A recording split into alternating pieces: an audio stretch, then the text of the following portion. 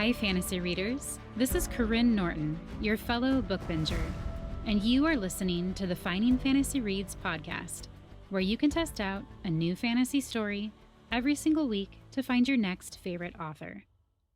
Last fall, I shared a short story of my own from an anthology that came out called From the Arcane. It's a set of standalone stories by different authors that all center around magical artifacts or weapons. This week, I get to share another with you, and it's told from the perspective of a young girl and a bow. It's written by Lily Ann Crow, who is a storyteller of dark fantasy and epic fantasy tales, where you never know what lurks in the shadows, and almost anyone can rise to the rank of hero. She has been writing stories of the fantastic since she could hold a quill. I want to know if she actually does use a quill. Her debut novel, If Light Above, is the first in the series titled A War of Whispers. When she's not writing, Lily enjoys spending time with her closest people and her most beloved creatures, delving deep into nature or discovering new parts of her fantasy world, Erlehane. Stick around to the end or check out today's show notes to see where you can find more from the author, as well as to get information about this month's giveaway. For now, please enjoy A Measure of Solace by Lily Ann Crow.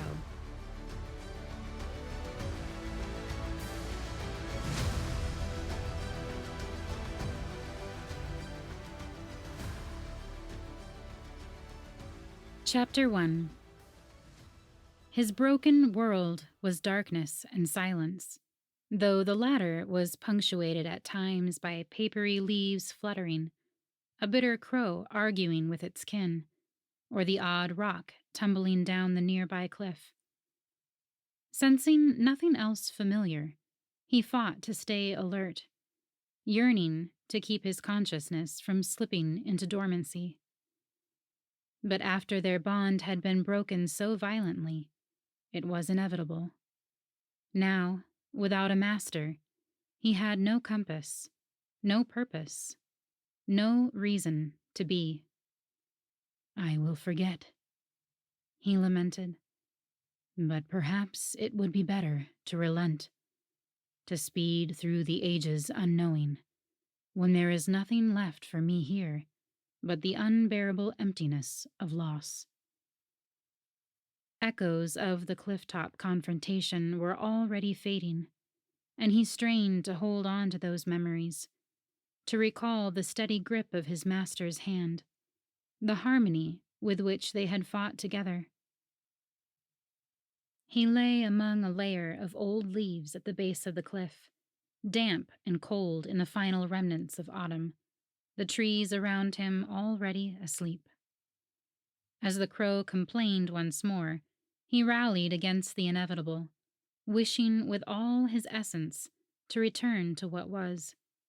But even one such as he could not control the flow of time.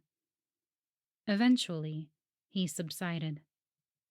When the air above him had grown warmer than the cold dirt below, his consciousness stirred. She was close before he became aware of her presence, her small hand reaching down toward him, gentle fingers brushing the leaves away from his body.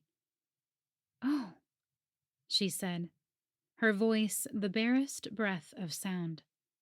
"Look at you."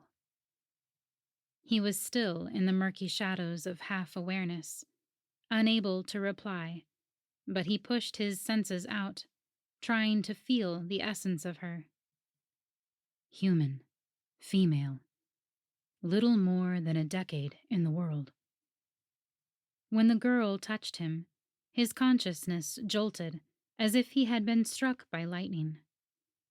Her fingers gave the slightest twitch, but still, she wrapped them around his body and pulled him up from the forest floor, peeling the rest of the clinging leaves away. "I've never seen the likes of you down here," the girl continued, as if she knew he could hear her. "Old axes and rusty knives aplenty, even a sword or two, but never such a gorgeous bow." Gorgeous bow? He thought, pleased at the compliment. He had had many names, had been called many things by many masters, the most recent of which was only an indistinct notion buzzing through his weakened consciousness. Solace. That was it, was it not? Had that been the name his most recent wielder had used? I am Solace, he told the girl. She dropped him with a gasp, stepping back as he fell to the forest floor. Did you just talk to me? If Solace had possessed lungs, he would have sighed. Indeed. Humans were always surprised to find that anything other than humans could communicate. She leaned down over him once more, though she kept her fingers back this time. You're a talking bow, she said, her tone one of disbelief. I do more than talk, child. Raise me once more, and if you would be so kind, give me your name. The girl did as he asked, bringing him up with both hands this time, and held him out horizontally before her, as though she had never held a bow in her life. Perhaps she hadn't. I am Zira, she said. The wood of his body felt gritty and worn after lying for months in a tomb of damp, rotting leaves. His string was still taut, though, pulling pleasantly at the tip of each limb. Greetings, Zira. I would be grateful for your attention. As her small hands warmed him in the spots she held, Solace brought forth his true nature, his spirit.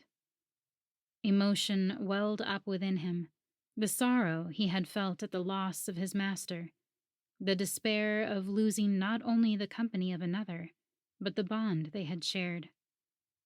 The girl made a noise, something close to a cry, and though she didn't drop him again, she stepped back, as if she herself had to rail against such powerfully negative feelings. What happened to you? She asked. Why are you so sad? Solace took a moment to gather his awareness, to recall what had actually happened atop the cliff. But he found the memory was as fuzzy and indistinct as a distant mountain. There was a great confrontation, a battle, I believe. I lost my master.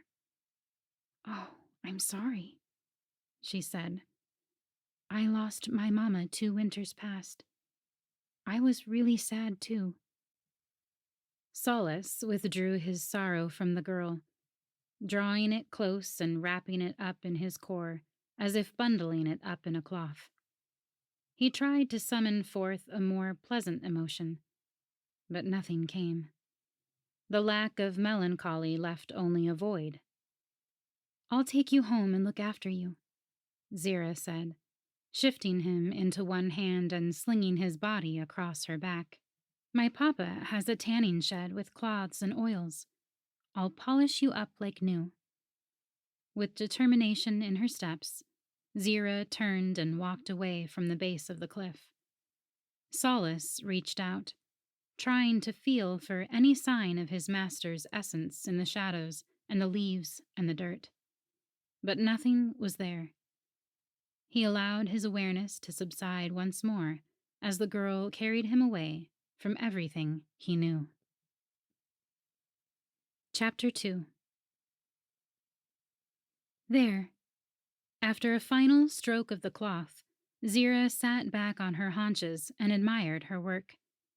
Now you shine more like polished stone than wood, she told the bow. Solace lay on a dark gray wolf pelt spread out on the tanning shed floor, his surface glistening with the oil she'd worked into him. Thank you, his strange voice said, a deep vibration like a bee inside her skull.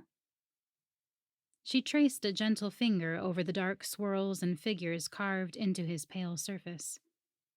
Is this writing? Of a sort, Solace told her. They are the magical markings that give me power. and protection. Zira ran her finger along his string, the springy tautness not the least bit diminished for having sat out in a damp forest for nearly half a year. Amazing, she breathed, yet again wondering at her good fortune for having found such a treasure. How much do you think I'll get? Get? Yeah, for selling you. Despite his stillness, despite the fact that he seemed an inanimate object made of nothing more than wood and hemp fiber, the bow reacted. Zira felt his anger, the emotion like a palpable wave emanating from atop the wolf pelt. It hit her chest like a hammer blow, and she sucked in a breath as she rocked back. For selling me? The voice boomed inside her head, loud enough to make her shut her eyes and clap her hands to her ears. You would dare trade one such as I for mere coin? I can't keep you, she argued, pulling her ineffectual hands away and sitting forward. I'm no archer, and my father uses traps, not weapons. After a deep breath, she calmed, lowering her voice. We have nothing. The winters are hard for us. She stared daggers at the bow, even though he likely couldn't see her expression. But if I sell you, I can get at least a few coins. Things will be easier for us with money. Even now, her stomach grumbled with the deep hunger of late spring, when the salted meat had long run out. For dinner that night, if the valley traps remained empty, her small family would dine on potato soup and rough brown bread. I'd love to keep you, she said. Really, I would. I'd like having someone to talk to besides Papa and Vint, besides the crows. But I cannot be sold, Solace affirmed, his tone more controlled now. I cannot. Nor can I stay here. I must find a new master. I am nothing without a master. Well, Zira said, considering, maybe whoever buys you can become your master. The bow seemed to twitch on his wolf pelt bed, though the girl knew it was likely a trick of her eyes. No, that will simply not do. I will not find a master here among your people. Why not? There was no buzzing reply in Zira's head for a long moment. I have encountered a few individuals from this region. I do not believe they are of sufficient skill to wield such as I. I thought you couldn't remember anything. I recall only vague impressions of my time before the cliff. It is the last several months that seem entirely lost to me. Well, I'm sure someone here is worthy of your greatness. It is unlikely. I'm afraid it's your only chance. What a sullen piece of wood. Zira picked up the bow and stood, then tossed him up into the air as though he were nothing more than a walking stick. Girl! He shouted in her head. She tossed him up again, higher. Zira! She caught him and held him steady in both hands, her palms vibrating with the fury he emanated. Stop that! Can you grow legs? She demanded, her own anger bubbling up and mixing with his. Does your magic allow you to float through the air or grow wings? No, the bow replied, his voice lowered to a growl. Then you can't do anything without me, can you? I'll have to be your legs. If you must find a master, then I must help you do it. She felt the emotion in the length of wood simmer down from anger to annoyance. Yes. A pause. Please. She smiled, stroking his smooth body. And in return, what will I get for such trouble? What could this talking piece of curved wood possibly give her? Not coin, unless she sold him, and not food, unless he could magically turn her into a great hunter. What else? Solace, said the bow. Your name? Yes, and more. I will give you comfort and peace of mind as long as you carry me, and as far as you must go. I will make sure you don't suffer or despair or feel the normal weariness of travel. Zira pondered this for a time. Can you make it so I don't get hungry? Temporarily, yes. You must still eat, but I can make the times between eating much more tolerable. It wasn't the best offer she could imagine, but what else could he possibly give her? He needed her, and what was the harm in a little journey? All right, but I'll take you where I choose. She slung Solace over her narrow shoulder again and bent down to pick up her skinning knife and a satchel. And if we can't find anyone suitable by the longest day, I'll see about selling you. A tremble of fury coursed through the bow. She felt it where his wooden body crossed her back, but he remained quiet. That's about 4 weeks. Plenty of time to find your perfect match, I'd say. Outside, the air was decidedly cooler, with scudding clouds observing the sun. Zira checked to make sure her father and brother Vint weren't home yet. It would likely be past dusk when they returned, with faces as empty as their sacks. I'd rather not leave, she lied as she went in to gather up the things she would need for the journey. My father and brother will be worried if they think I haven't returned from my trap route. They may even come looking for me. Leave them something, then. A letter. No, that would be worse. Then they'd definitely come. Zira wrapped a loaf of bread in cloth and tucked it into her satchel, a pair of knives going in after it. When she had everything she needed to survive for several days, as well as a few other odds and ends, Zira went to the door and grabbed her walking stick, then turned around to survey her home. An image flashed into her mind of her father sitting on his bench near the fire, whittling, his eyes narrowed in concentration. At the small table, an image of Vint sat, studying his book of maps. She would miss them, at least for a time. And they would miss her too, or at least they would feel the lack of her when they had to pick up the slack and do her chores themselves. It was fate that Solace had dropped out of the sky and landed at the base of the cliff, she decided. She checked that he was secure and comfortable across her back. Helping him was a good reason to leave, as good as any. With slow determination, Zira shut the door and stepped from the porch. She twisted to wave at the ever-present line of crows sitting on the tanning shed roof before she turned toward the eastern trail. With one hand gripping the bowstring across her chest and the other holding her walking stick, the girl left home and willed herself not to look back. Chapter 3. So, why don't you think my people are good enough? Zira asked suddenly, as if they were continuing a conversation.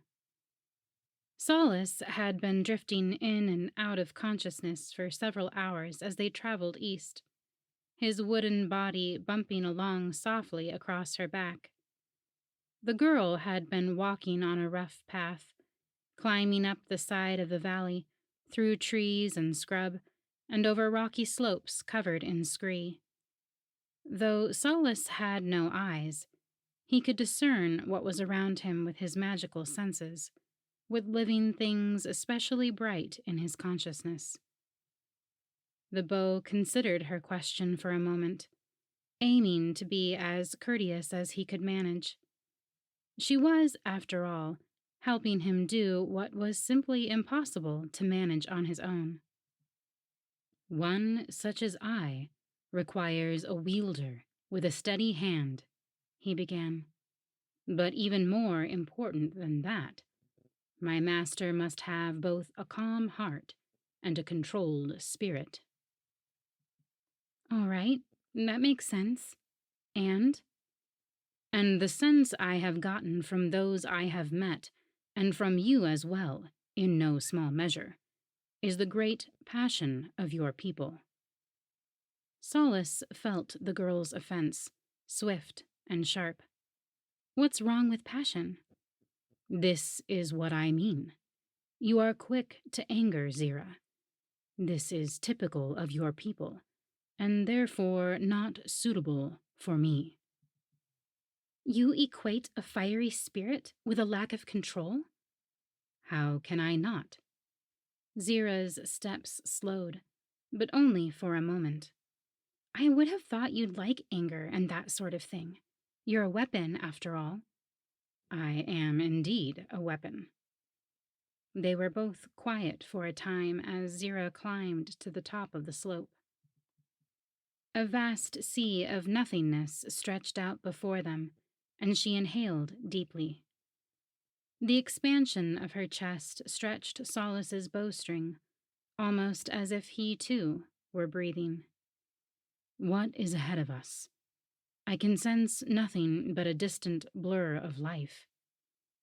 We're at the top of a bluff, looking east toward the town of Velzuna. That's where your new master is waiting. I'd bet anything.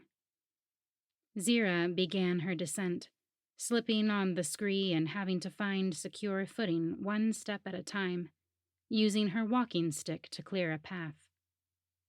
Once the ground leveled out, and the rock gave way to dirt once more, the girl spoke. Why is control so important? Is it for truer aim? Aim is important, certainly. But for one such as I, control of one's spirit is what fuels magical essence. What do you mean? My master's emotion fuels my emotion in battle and combines with it. Zira's steps slowed. I don't understand. After a moment, Solace decided it would be easier, and far faster, to simply show the girl. Have you ever wondered why you found no arrows at the base of that cliff? No quiver? No, not really. Stop and hold me up, as though to aim an arrow. But I have no arrows. You have no arrows yet. Please, just do as I say. All right. The girl unslung Solace from her back and brought him up, one hand on his grip and the other gently grasping his string. Now what? Now summon forth your despair at having lost your mother, the most desperate sorrow you can remember experiencing. Solace waited, the warmth of Zira's hand tingling his grip. Soon, there was more than just warmth. The want, the need, the emptiness of loss pulsed from her hand and flowed into Solace. Yes. He let it fill him, and as it did, he let out his own feelings, the heartache he had been keeping shut away, a little at a time, like a tiny stream from a punctured water skin. The emptiness grew and swirled, like storm clouds circling and darkening within him. He felt the tingling, buzzing power of his magic as it came to life. Yes. The tempest filled Solace, equal parts despair and loss, need and want. A crackling spark of energy formed where Zira's fingers held his string, and she squeaked in alarm, letting him drop. As he clattered to the hard ground, the magical spark and the swirling emotion both faded to nothing, eventually winking out like the last red ember in a bed of black coals. What happened? Zira asked, steadying herself and looking down at Solace. It felt like you shocked me. I assure you it would not have harmed you, nor would I want it to. Then what was it? My magic. Your emotion through me creates the arrow. It begins at my string and forms the shaft as you draw. She stood staring at him for a moment more before picking him up. I've never heard of such magic. She dusted him off, though the wood of his body was as pristine as ever. I'm sorry I dropped you. You are forgiven, Zira. You simply lack the focus and emotional control to wield such as I. She sighed, slinging Solace back over her shoulder. So it seems. The girl peered around the darkening sky. We won't make it to Valzuna before dark. I guess I'd better find a tree. A tree? She nodded. Safest place to sleep out here. Nothing can climb except lemurs, and they don't care about people. After finding a suitable tree, the girl scrambled up with the agility of a lizard and settled down in a crook where two large branches met the trunk. She removed Solace and nestled him securely between two other branches. Before long, her breathing had deepened. Good night, Solace, she said, her voice slow and soft with impending sleep. Good night, Zira. As the girl drifted off, Solace pondered her failed attempt at forming an arrow. The hope he had fostered, the wisp of optimism he had allowed himself only hours before, began to fade. It seemed his chance of finding a worthy master among the local population was slim indeed. Chapter 4. Valzuna was a medium-sized town bustling with activity. It contained the people Zira needed, but also people that could turn everything on its head. She had never been particularly good at sensing who could be trusted and who just wanted to take and run. Better not to trust anyone, she grinned, except maybe a magical talking bow. With Solace over her shoulder, his distinctively marked wooden body wrapped in plain cloth, Zira walked through Valzuna with purpose, wondering if her father and Vint had already come here looking for her. Would they be asking around for their runaway daughter and sister? Would there already be notices up with her face on them? Zira kept her eyes forward, only occasionally sneaking glances at those walking by, seeing if anyone was staring too hard or too long. She peered surreptitiously at the postings on the walls and lampposts, but didn't see her face on any of them. On the road leading to town, Zira had told Solace how she planned to tease out the possible candidates for the bow's new wielder and master. It would take some guts on her part, talking to grown men and women as if she had something they wanted, which she did. But she had assured Solace she could do it. She had plenty of practice talking to the crows, and she had just the test in mind. Puzzles, she had told him. Puzzles? Yeah, a series of puzzles that get harder and harder. 4 of them.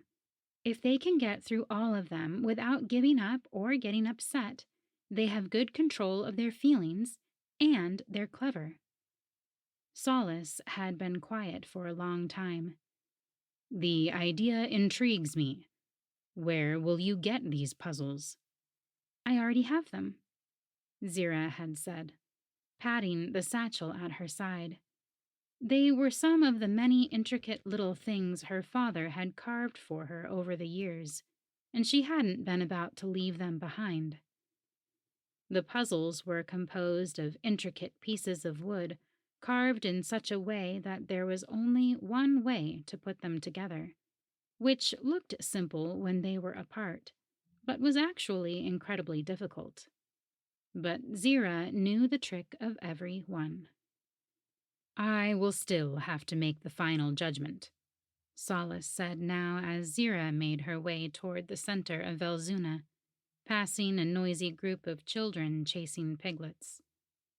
Even should someone here solve all your puzzles, that is only the first step in acknowledging their suitability. That's not enough? She whispered the question so none of the passerby would wonder at a girl talking to herself in the middle of the street. No, everyone has an energy, an emanation of spirit, if you will. I must be in tune with my master's spirit, or our bond will never properly form. Zira passed a vendor selling roasted chunks of meat and onions on sticks, and the scent made her mouth water. How long does it take to figure that out? It is different for everyone. I have gotten the sense of some in a few minutes, while others take much longer to fully appraise. For example, I sensed you were unsuitable within only a few seconds. The girl stopped abruptly, hands clenched into fists at her sides, heedless of anyone around her. Oh, I'm so glad I was that easy to judge, she snapped, not bothering to curb her sarcasm or lower her volume. She suddenly decided she hated having conversations in her head. It was better to be face to face, so she could add her many practiced expressions to the communication. Currently, she was scowling into the middle distance, hoping Solace could at least feel her annoyance. Indeed, the beau replied in a neutral tone. If all your people are the same, this will not take long at all. Zira took a long breath, forced her hands to relax, and continued toward the stone circle in the middle of town. An open area about 40 feet wide ringed the circle, leaving ample space for both those browsing the shops at the periphery and those gathered within to hear a crier or see a skit performed on the raised platform at the center. Today, the platform was empty, but there were plenty of folk wandering around the space. When Zira reached the edge of the circle, she paused and took a deep breath. Nothing to it, she assured herself, just like talking to the crows back home. Feigning more confidence than she felt, Zira strode forward. She hopped down 2 feet into the sunken section, crossed its 10-foot span, and jogged up the 7 steps that led to the central platform. Once on top, she was truly on display, with nothing to hide behind. It seemed the entire town of Velzuna was walking about before her, around her. Now, she had only to get their attention. She took a long breath and cleared her throat, considering how to start.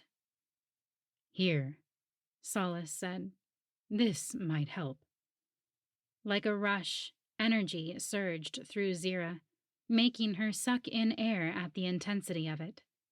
The wave of confidence made her eyes widen and her lips turn up in delight. Wow, she said softly. I didn't know you could do that. I have a multitude of talents. Now, use it well. It will not last long. After clearing her throat once more, Zira put on her best impression of a merchant selling amazing wares. People of Velzuna, she called, flinging her arms wide. A few heads turned, but no one yet stopped walking. Zira swallowed, finding her throat much drier than only a moment before. She tried again. My friends, I have something most interesting for you today. A few more heads turned, and a mother with 3 children in tow stepped nearer to the platform. Zira's smile widened with hope. The woman dug around in her satchel for a moment, before handing something to her youngest boy, and then headed back into the crowd. The child trailed after her, the final one giving Zira a quick wave before vanishing between the shifting market-goers. "You must offer them something," Solace told her. "Something irresistible." "I'm offering them you," she whispered. "They do not yet know how irresistible I am. You must first tap into their greed." "But I don't have any money." "Humans are greedy for more than just gold. They long for recognition, appreciation, the chance to prove their skills against their fellows." Zira gave a slow nod as understanding dawned. "And that I can give them." She lifted her face to the crowd once more, flinging her arms wide, tensing her gut, and putting iron into her voice. "My friends, do you have what it takes? Are you the best that Velzuna has to offer?" As her voice rang out over the heads of the crowd, more and more faces turned to look. She met the eyes of those who were looking her way, channeling the honeyed charm of a great showman. "Do you have the sharpest wit?" she asked a man with a thick brown beard. "Do you have the quickest mind in Velzuna?" she inquired of a petite woman in a bright yellow tunic. "How about you?" she asked a teenage boy with a bandage around one hand. "Do you want a chance to prove your mettle? And you," she called out to an old woman with a basket of bread, "do you want the chance to win an amazing prize?" By this point, several people had stepped out of the slow-flowing ring of browsers and moved toward the platform. "What prize?" the woman in yellow called up. Still more faces turned toward Zira at this. "You have their interest," Solace said. "Time to jiggle the bait." With smooth and deliberate motions, Zira took Solace from over her shoulder and held him out on both palms, turning her torso to display him this way and that. Upturned faces scrunched up in wonder, foreheads creased in curiosity. Without a word, Zira unwrapped the cloth from around the bow's wooden body and revealed his pale surface, shining in the bright sun, decorated with the strange dark engravings. Ahead of Zira, the young woman's eyes widened, and others behind her stopped to stare. The murmur of voices swelled like the tide. "This magnificent bow could be yours," Zira called, thrusting Solace up into the air with one hand, "if you're able to pass 4 challenging tests to my satisfaction." By this time, a good majority of the market-goers had stopped walking and were looking toward Zira, many a hungry eye on the bow. "What are the tests?" someone called. "Ah," Zira said, showily wrapping the cloth back around Solace and placing him over her shoulder once more. "They are not for the faint of heart or the weak of mind, I assure you. Come to the Jealous Owl to find out more. Tonight, an hour past sunset." There was a general rumble of conversation through those gathered, a rustle as neighbor turned to speak softly with neighbor. The people around the circle had stopped walking by this time, their feet set and their faces pointed up toward the girl with the wondrous bow. Even some shopkeepers had come to their open doors, peering out to see who had distracted their customers. "Tonight," Zira repeated, with a dramatic lengthening of the vowels. "The Jealous Owl. Come see if you are worthy." With that, the girl turned and strode to the edge of the platform, slipped down the steps, and crossed the lowered portion with a deliberate walk, not meeting the eyes of any she passed. When she hopped up onto the flagstones of the street, onlookers moved to let her through. She made her way to the outside of the circle, while the gathering started to break up and market goers went back to their shopping, buzzing with excitement. With a thudding heart, Zira turned at the first intersection and slipped into an alley, where she leaned her side against the wall with her back to the street. Well done. The girl took a deep, steadying breath. I couldn't have done it without you. I can only intensify what is already present. Your fortitude was there, merely stifled by doubt. Well, thank you. Of course. I must do what I can to assist you in this endeavor, after all. Zira smiled at that. And I will gladly take all the assistance you can give. Chapter 5. The jealous owl was already packed when Zira arrived with Solace that night. It was the largest tavern in town, the reason she'd chosen it, and sat in the southern quarter, right on the river. It was warm, smelling of hoppy ale and acrid sweat, with every chair occupied, and the rest of the space jammed with standing onlookers. The girl had to squeeze her way inside, holding her walking stick and the bow pressed to her front, so she didn't poke anyone in the eye with either one. There she is, someone called, and the murmuring noise of the crowd intensified. Around her, people turned to watch as she maneuvered her way to the end of the bar, where the barkeep was signaling her with a wave. He was heavy-set, with a balding pate covered in dark side-swept wisps. I appreciate the business, miss, he said, his voice wet and throaty. How long will this contest of yours last? It's likely only to be tonight, she said, stepping up onto the wooden crate the man had turned over for her, and probably only a few hours, depending on how many people are interested. He chuckled. A lot, I'd say, based on this crowd. Once she faced the gathering, everyone quieted, eager to hear what she had to say. She swallowed, gripping Solace and silently asking him for more of the confidence he had given her earlier. A reassuring feeling made her palms tingle where she held him, and she drew up her courage before reciting the words she had practiced for the better part of the last hour. Greetings all. The tasks I set for you might appear simple at first, but I assure you they are a true test of one's mental fortitude. Her voice rang out with a musical tone, loud enough to be heard in the furthest corner. But it is not only the completion of each task that will challenge you.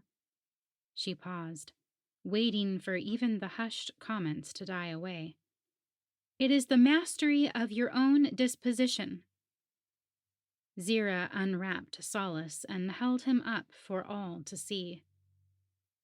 Whoever wins the right to this magnificent weapon must prove themselves not only to be clever, but to be constant, unwavering, totally composed, even in the face of great frustration.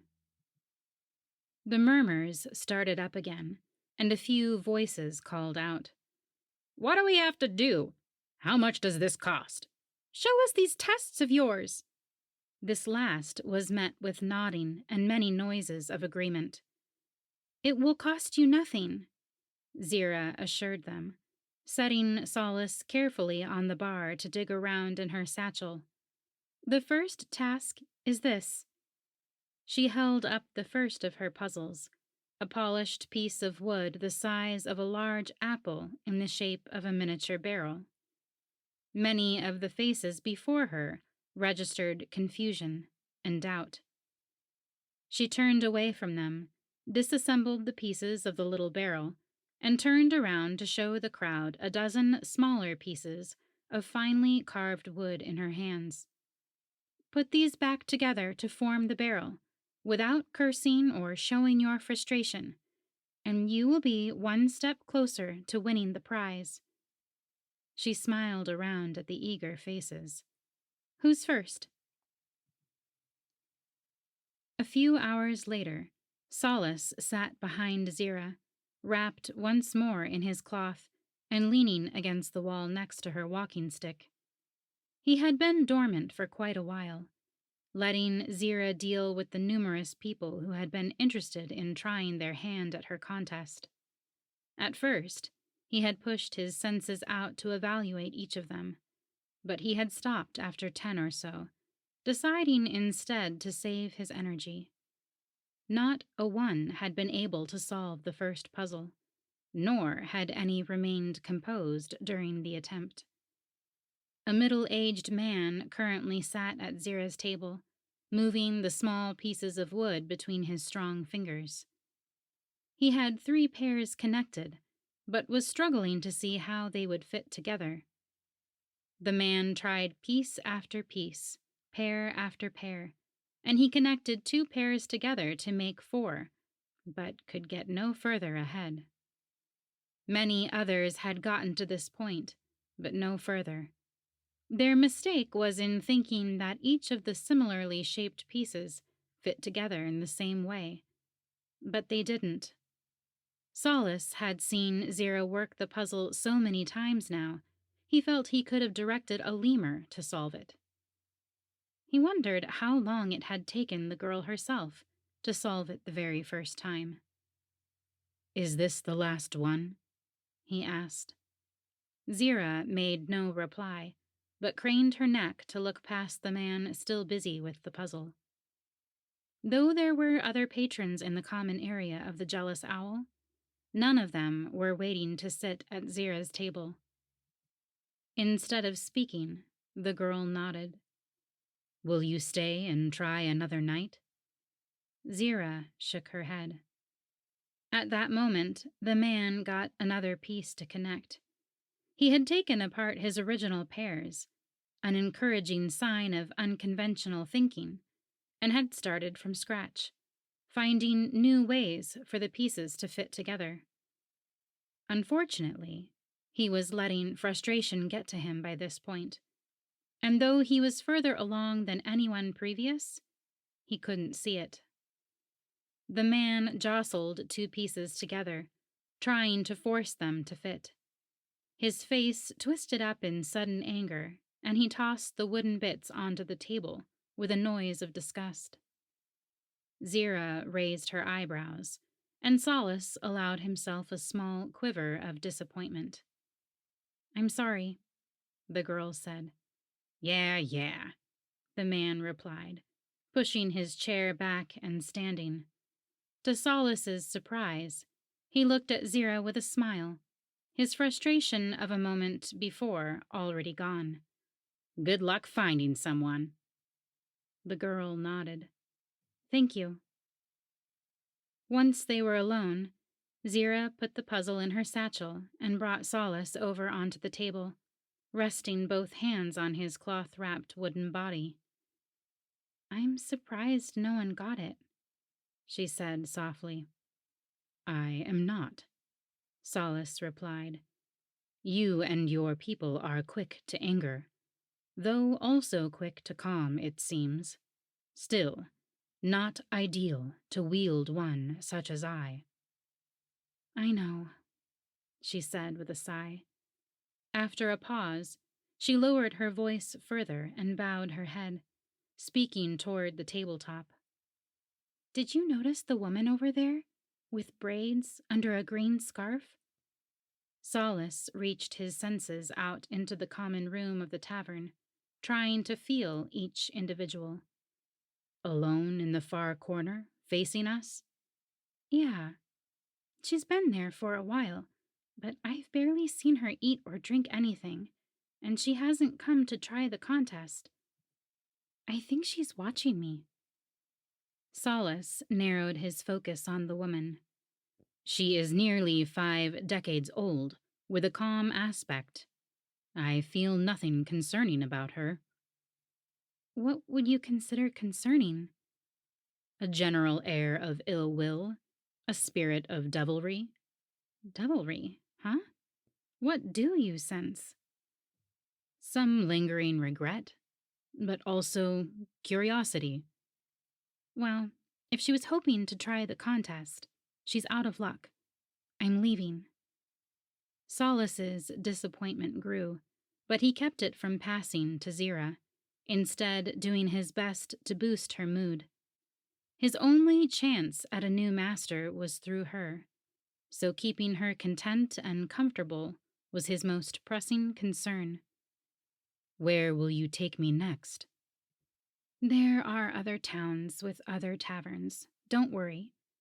She stood and slung her satchel over her head, picked up Solace, and gave him a few soft pats before slinging him across her back and picking up her walking stick. I'll keep going until I find someone, or until our time's up. Chapter 6. As the days passed, so did the miles. Zira traveled east, stopping at each town populous enough to house a tavern, seeking a worthy master for Solace. But the wooden puzzles thwarted each attempt, and ultimately tempers flared and carved pieces went flying. By their fourth stop, a hillside village called Albevo, Zira's food had run out. I'll have to charge for the contest, she told Solace. I don't want to, but I can't starve, and I won't steal. It is wise to require some investment from each candidate, he said, and most should be willing. But when she made the fee known that night in the common room of the dozen daughters, there were grumbles of discontent. Sure, it's a gorgeous bow, a hefty bald man said, but does it work? Others voiced their agreement, questioning Solace's worth as a weapon. A demonstration, perhaps? Someone asked. Yes, show us what it can do, said the bald man, and the others joined in. Is this a good idea? The girl asked Solace in a low voice, turning away from the crowd as she picked him up and moved to one end of the large room. It didn't work last time. We can do it, Solace assured her. You know the principle. You must simply maintain your emotion until the arrow has formed and flown. The girl swallowed. All right. Feeling the emotion was one thing, but maintaining it was another. No matter what she felt, it was fleeting. When she turned back, the crowd had parted, leaving a wide path across the common room, and someone had set a wooden pail on a table near the far wall, a good 20 strides distant. With trembling hands, Zira gripped Solace's body and held him up, her fingers light on his string. She could already feel his sorrow, the deep despair that had clung to him like a fog since the loss of his previous master. She closed her eyes and summoned forth her own despair, the loss she had felt upon losing her beloved mother. It filled her, but emptied her as well, creating a swirling pit of nothingness within her. With this emotion as her fuel, she slowly drew back Solace's string. When Zira heard gasps from the crowd, she opened her eyes. An ethereal arrow of blue smoke sat knocked along the length of her arm. She was so stunned by its arcane beauty, she almost forgot her intention. But the buzz of Solace's voice reminded her. Now, let it fly before the emotion fades. Zira aimed at the bucket and let go. The blue arrow of sorrow flew across the common room and struck the wooden pail, making it topple backward off the table with a clatter. The bald man picked the bucket up, showing the astounded crowd the hole in its side, surrounded by white frost. but of the arrow there was no sign. "Amazing," he said. "I'll pay a silver for a chance at such a bow." "I will too," someone else called. "Yes, a silver," said another. Soon the excited crowd had gathered back around Zira, and people were thrusting their coins toward her, all speaking at once. "A decent demonstration," Solace told her. "Your power is greatly lacking, however. You should have blasted an icy hole in the very wall, let alone the bucket. Such is my potential under the skill of a suitable master." Zira didn't respond. Not only was she pleased she had even created an arrow, but she was busy speaking to eager contestants and stuffing her pockets with silver. After another disappointing evening, during which only 2 people solved the first puzzle, and no one solved the second, the pair were preparing to leave the dozen daughters, when something tickled at Solace's senses. A feeling of ill will emanating from somewhere in the common room. He cast out his magical senses and found 3 figures lingering in one corner, trying to pretend they had no interest in the girl and her magical bow. "We have unwanted onlookers."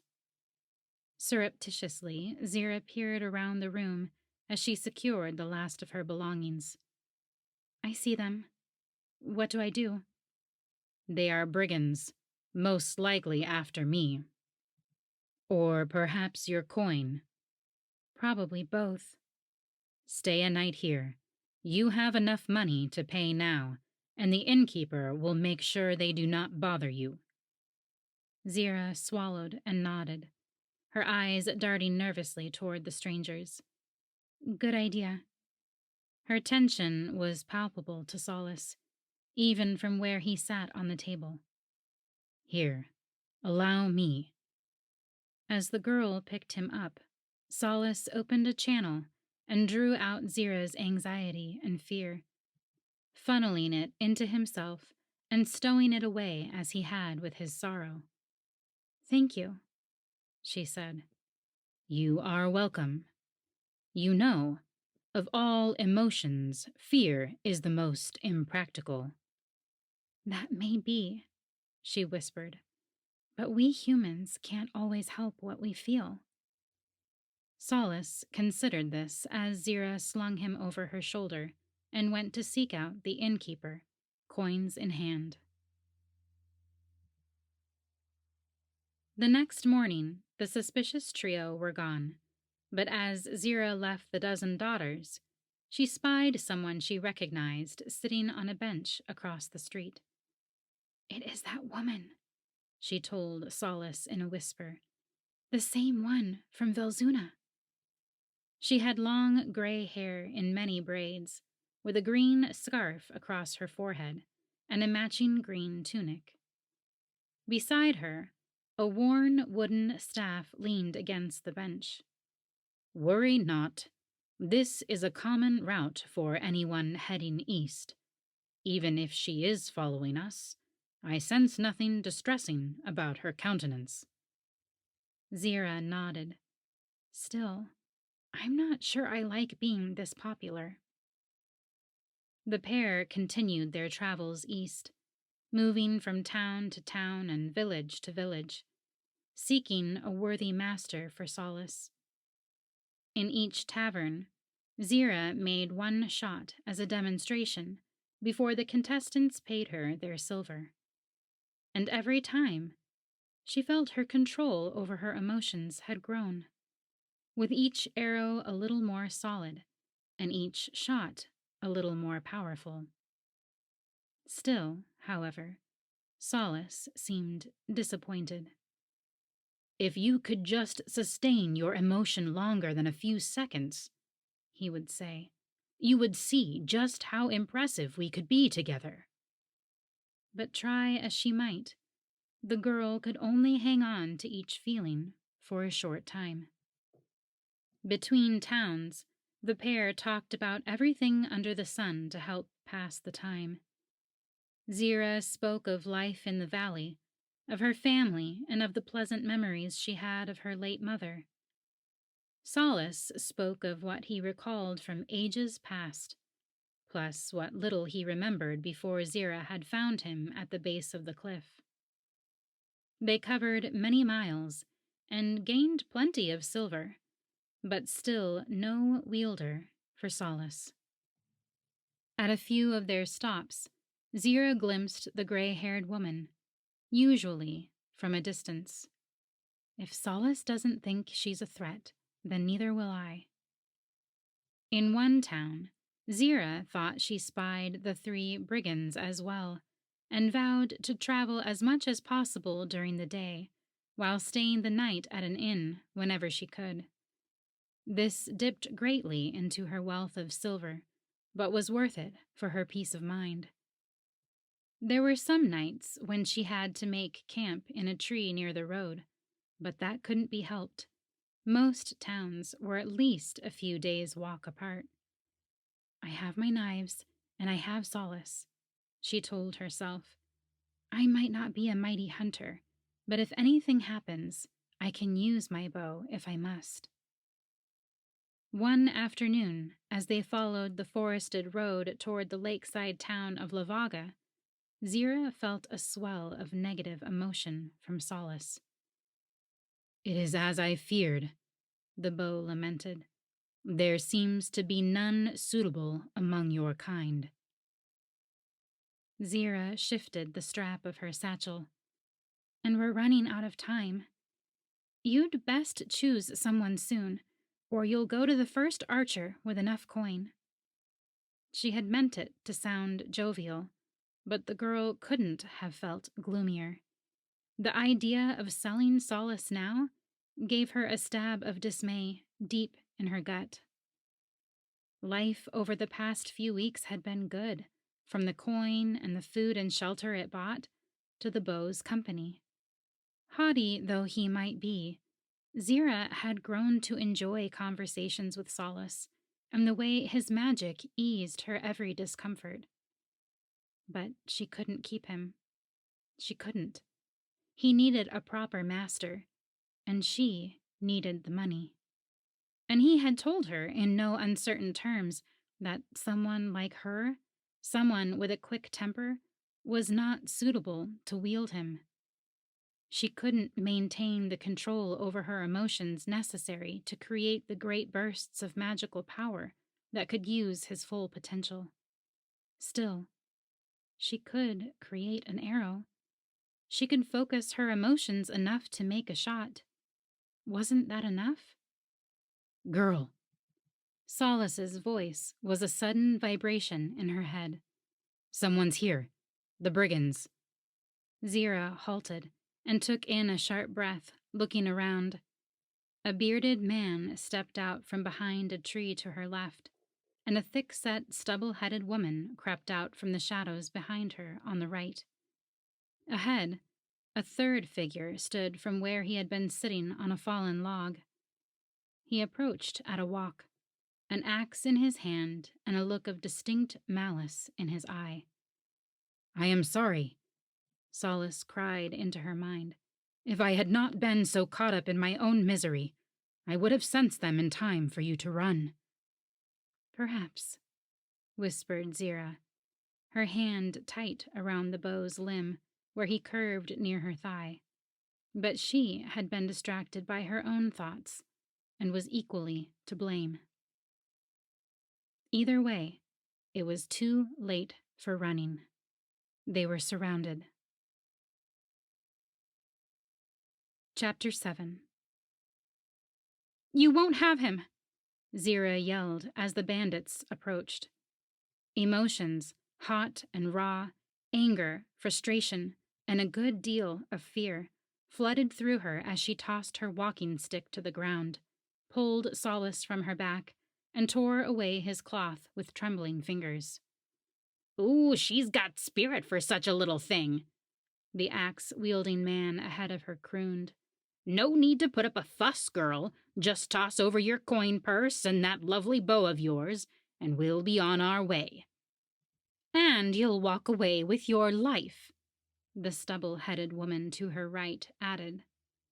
To Zira's left, the bearded man drew a blade, the distinctive ring of metal making her guts lurch. She swallowed, her hand aching where it gripped Solace's body at her side, her fingers shaking where the tips touched his string. What was she doing?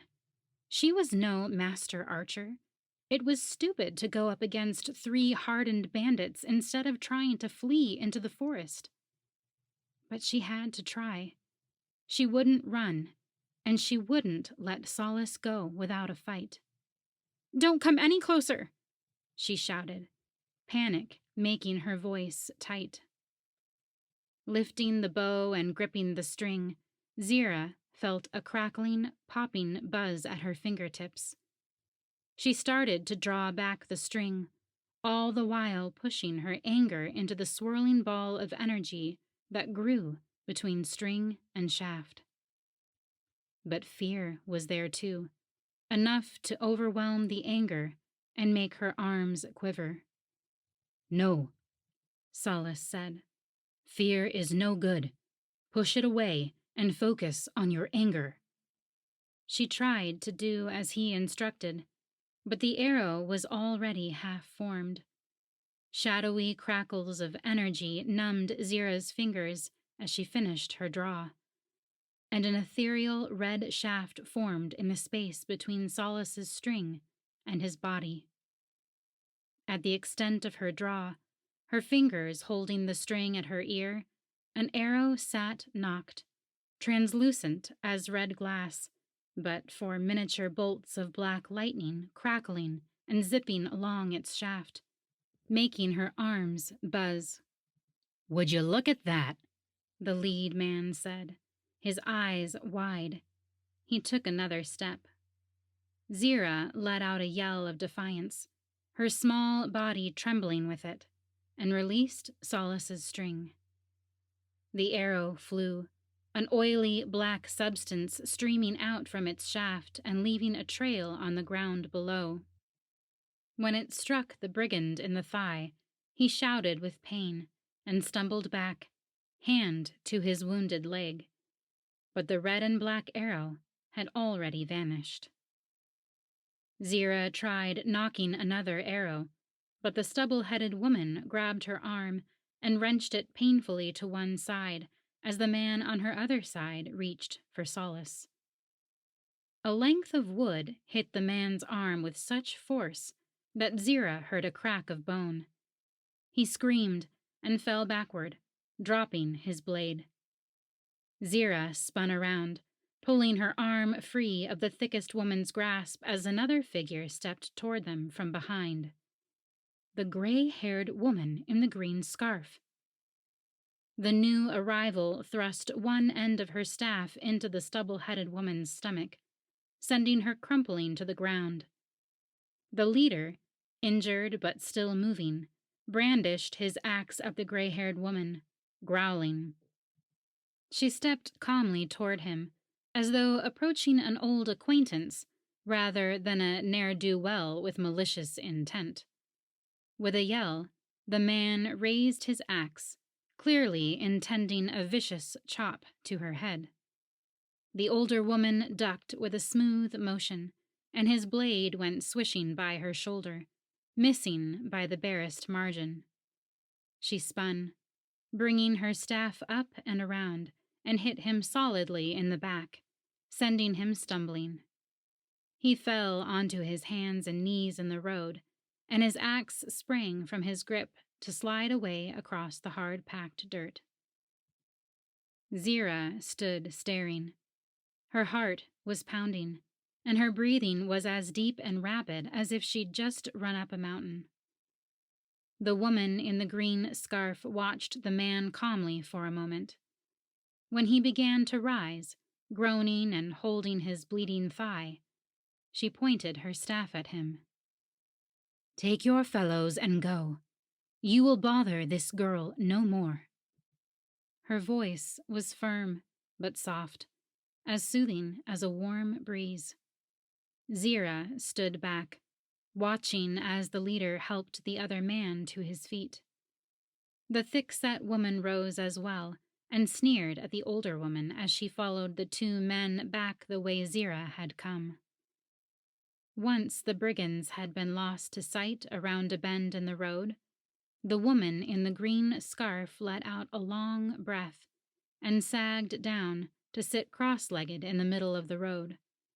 She closed her eyes and let her head fall forward, her staff across her knees. "Thank you," Zira said. "You probably saved my life." "Doubtless," the woman replied, her eyes still closed. "Are you all right?" "Mm-hmm. Just regaining my strength. I can put on a good show, but I am no longer young." Zira watched the woman while she rewrapped Solace and slung him over her shoulder. That this stranger had appeared at the perfect time to save Zira and keep Solace from being stolen was beyond question. But why? Who was she, and why had she been following them all this time? The girl was about to voice these questions when the old warrior rose and stretched with a loud, boisterous groan. "Now," the woman said with a soft smile, "I am Estriva, and you are?" "My name is Zira," the girl said. "Zira. Good. Come," Estriva said, gesturing for Zira to continue along the road toward Lavaga. "As thanks for saving your life, you will buy my supper this night, and we will speak." I will?" Zira asked, dumbfounded by such a forward pronouncement. "Yes." The old warrior gave a broad smile, showing several missing teeth. "For I was the master of your bow once upon a time, and it appears we have much to discuss." Chapter 8. At a tavern in Lavaga, Zira shared the midday meal with Estriva.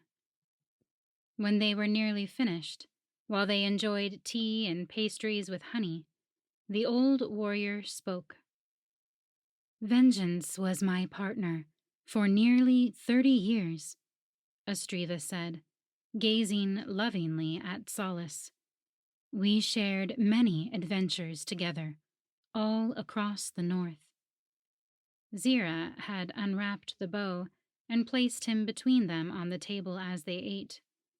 Estriva was careful not to touch him, Zira noticed, and Solace himself was oddly quiet.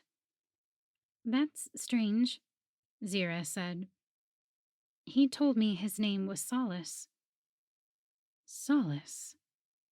The woman had a wistful tone to her voice, her brow furrowed in confusion. "I'm sorry," the girl said. "I didn't realize he belonged to anyone. I found him at the base of a cliff, and I thought he was abandoned."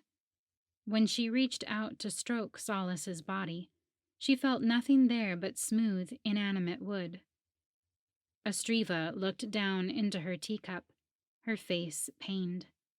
"No, do not apologize. You have the right of it." She clenched her jaw, clearly trying to master her emotions. "He was abandoned.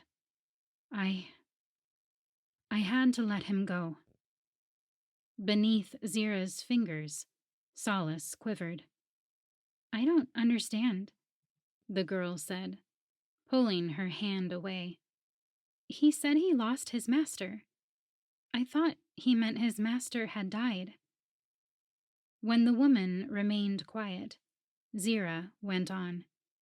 "He told me of a battle at the top of the cliff, though he recalls little of what actually happened. He said his bond with his master was broken, and he was flung down to the forest floor. Estriva squeezed her eyes shut, her grip on the teacup making the saucer below vibrate. After a moment, she raised her head and took a slow breath. Perhaps it is better that he does not remember the details of what happened. The breaking of our bond likely damaged his consciousness, and for that, I am to blame. She took another calming breath. There was no one else there. It was not a battle so much as me, warring with myself.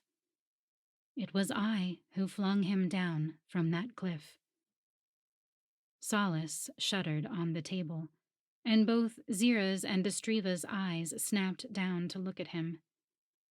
Zira put a comforting hand on Solace and immediately felt his sorrow, his anger, his confusion, a swirling storm of negativity pulsing up into her palm. "Why?" he said in her head, his voice barely a whisper. "Why?" Zira demanded of Estriva. "If you two shared such a bond, and for so long, why would you discard him like that?" Estriva's head fell forward. "It was too much for me, the emotions. My power was great, and through vengeance, I was able to do incredible things. But after so many years of maintaining those feelings, most often anger, I found it difficult to set them aside in times of peace. I was always angry, always looking to use the bow, to hurt, to kill. That was not why I had taken him up in the beginning. I wanted to do good in the world, to help the weak and the needy against injustice." By this time, Solace had calmed beneath Zira's hand, though he emanated sadness like a forlorn child. "But you," Estriva went on, lifting her face and meeting Zira's gaze, "you have struck upon a wonderful, delicate balance." "What do you mean?" The older woman smiled. "I saw you use the bow in Albevo, and several times after that. You know exactly how to summon just enough emotion to fuel the arrow without letting it consume you." It was Zira's turn to furrow her brow in confusion. "He says I don't have enough control, that I let my emotions ebb too quickly." Estriva's smile grew sad. "He knows only what we learned together, that the more powerful and longer lasting the emotion is, the more powerful his magic becomes. But there is more to being a good warrior than power." She finished the last swallow of her tea and stood. "You two work well together. I am glad he has found someone like you." "You're leaving?" Zira asked, also standing. Estriva nodded. "Thank you for the meal, and thank you for letting me tell my story. It saddens me that vengeance does not remember me, but—" she gazed down at the bow. "His new name and his new master both suit him better, I believe." And with that, the old warrior retrieved her staff and left. An hour later, Solace rested on Zira's back in silence as she climbed the hillside trail north of Lavaga. He hadn't spoken about Estriva or the tale she had told, and Zira hadn't asked. The old warrior's nearness had awakened some memory in him, but it was as fleeting as a summer snowfall. If he had been called Vengeance back then, where had he gotten the name Solace? And would his memories ever come back to him? "We need to make a decision, Solace," Zira said, startling him out of his musings. She pointed left down a sloping trail. "That way leads back the way we came, back toward home." She pointed right along the ridge of the hill. "And that way leads into the Northlands, where maybe you'll sense something familiar. Maybe your consciousness can heal and your memories will return, if that's what you want." A flutter of affection tickled at Solace then.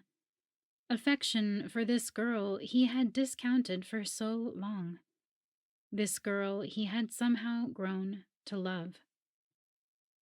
"Just as time has allowed our two seemingly discordant spirits to grow together, Zira, so will time allow my fractured consciousness to heal, regardless of our destination." "You think so?" The bow sent a wave of fondness through her as he spoke. "If I can end up bonded to a passionate young spirit such as you, without even realizing it is happening, then I believe anything is possible." A wave of joy surged through the girl, and Solace was gladdened to find that it lingered for long moments. "You're right," Zira said, a smile in her voice. "Anything is possible." She turned right.